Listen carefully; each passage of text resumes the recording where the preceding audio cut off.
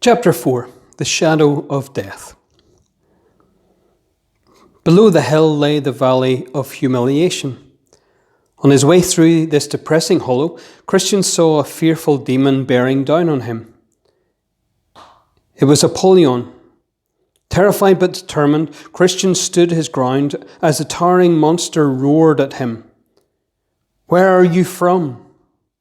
"The city of destruction," was the pilgrim's reply. "Then you're mine, for that place belongs to me," snarled the fiend. "Why are you running away from me, your king?" "I found your service hard and your wages worse," answered Christian, "for the wages of sin are death."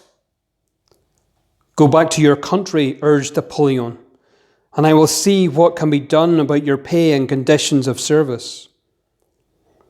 "But I have pledged my service to the Prince of Princes," the pilgrim pointed out. "Then you have changed a bad situation for a worse one," stated the enemy. "But it's not too late. Many who profess to serve this prince return to my service after a time. You'd be well advised to do the same." "No," Christian answered, "for I far prefer his service and rewards, his servants and government, his company and country, to yours. Stop trying to persuade me to turn back, for I will follow my prince."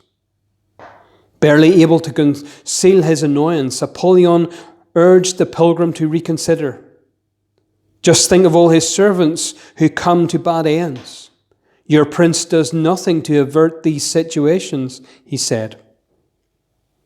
"If he does not rescue them, it is to test their love," Christian countered. "Nor is it true that his servants' lives end in tragedy, for all of them will share the prince's glory when he and his angels return." Apollyon's next tactic was to catalogue the pilgrim's failures. "You almost choked in the slough of despond and would have tried wrong ways to be free of your burden," he accused Christian. "You slept on the way and lost your precious scroll.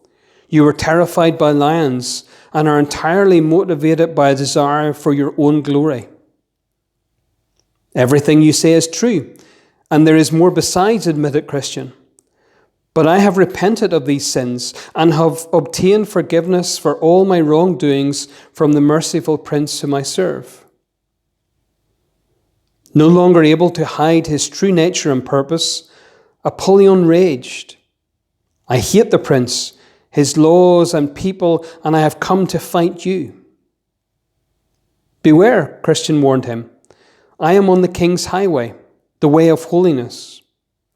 But Apollyon swelled to his full size, straddled the path, hurling a flaming dart at Christian, who fended it off with his shield. As he hastily drew his two-edged sword, for half a day they fought. It was a grisly battle. The foul fiend, yelling and roaring, peppered his opponent with fiery darts, and Christian, groaning and panting, defended himself with his shield as he cut and thrust with his attacking sword. At one point, weakened by wounds in his head, hands and feet, the pilgrim staggered backwards. Immediately, the scaly beast seized the chance to come to grips with his opponent. A fearful wrestling match ensued, and at last Apollyon managed to bring Christian crashing to the ground with such force that the two-edged sword flew out of his hand. Then, sensing victory, Apollyon closed in for the kill. But just as the fiend raised his hand to deliver a final fatal blow, Christian regained the sword, thrust it forcefully upwards, shouting, "Rejoice not against me, O mine enemy. When I fall, I shall arise." Taken by surprise, the evil beast stumbled backwards, and his adversary followed up his advantage by attacking with renewed vigour, shouting in triumph, "In all these things we have complete victory through him who loved us." When the final outcome was inevitable, the defeated archenemy of God spread his wings and flew away. Then the weak but happy victor sang a song of thanks to God for his help in the battle. At the end of the song, a hand appeared, holding leaves from the tree of life. Christian took and applied these to his wounds, and found immediate relief and healing. After that, he ate and drank from the provisions given to him by the caretakers of the Palace Beautiful. Feeling fit and well again, the pilgrim got up and continued with his journey.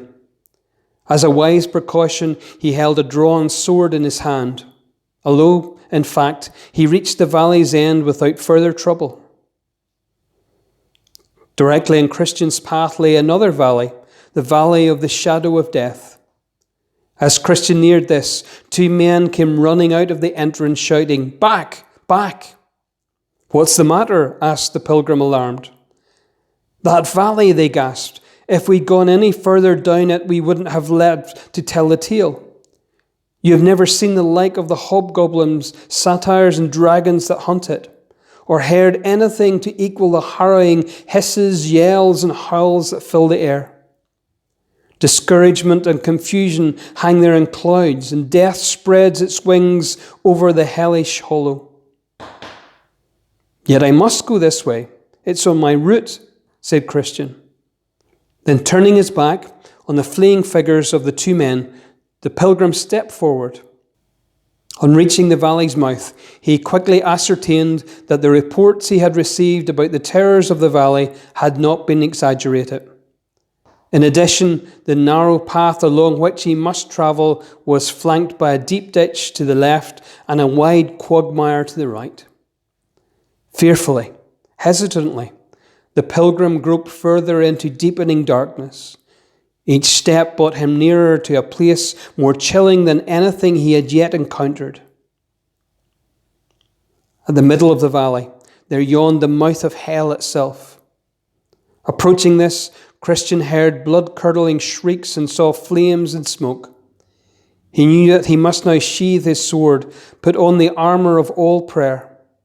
Having done this, the pilgrim cried out, "I beg you, Lord, save me," and edged slowly past fingers of flame which clawed at him as if they would tear away his flesh, while agonizing cries rang in his ears. In addition to these horrors, Christian was aware of forces like mighty winds which rushed to and fro, and which he feared might tear him limb from limb or trample over him. For several miles he managed to keep moving forward, in spite of these grim sights, sounds and sensations. But when he heard a pack of fiends approaching, his courage failed and he stopped, frozen with fear. In this emergency, reason came to his rescue, reminding him that it would be as dangerous to retreat as to advance. And so the pilgrim pressed on, shouting, "I will walk in the strength of the Lord God." At this the fiends fell back, allowing Christian to pass by, though not unscathed. For one evil and malicious spirit crept up behind and whispered blasphemies in the traveller's ears. In his confusion, Christian assumed that the profane thoughts were the product of his own imagination, and so self-loathing was added to his other torments. In this tortured frame of mind, he continued along the way for some time, but his spirits rose a little when he heard a voice quoting, "Though I walk through the valley of the shadow of death, I will fear no evil, for you art with me." It seemed to be coming from somewhere just ahead of him. Encouraged by this reminder of God's presence and by the thought that he was just behind another traveller to Zion, Christian quickened his step and soon found himself emerging into light. As full morning broke, the pilgrim sang out joyfully, "He has turned the shadow of death into morning." Then he turned round and saw by the light of day the unmitigated horrors of the ditch and quagmire, the hobgoblins and satyrs which lay behind him. But there were fresh dangers ahead, as he quickly realized when he turned to survey the second half of the valley, which was, if possible, more hazardous than the first. If he had had to negotiate its snares and traps, pits and holes in the darkness, he would certainly have blundered. Instead, in the full light of day, he advanced boldly, avoiding every obstacle, and the words that filled his thoughts were these: "God was always with me then, and gave me light as I walked through darkness." Almost at the valley's end, Christian was confused by another grisly sight. On the ground were bloodstains, heaps of ashes, scattered bones, and the mangled bodies of former pilgrims. Nearby, in the mouth of a cave, sat two forbidding-looking giants, Pope and pagan by name. However, Christian passed by their gruesome dens without difficulty, for pagan had been dead for several years, and Pope was old and powerless.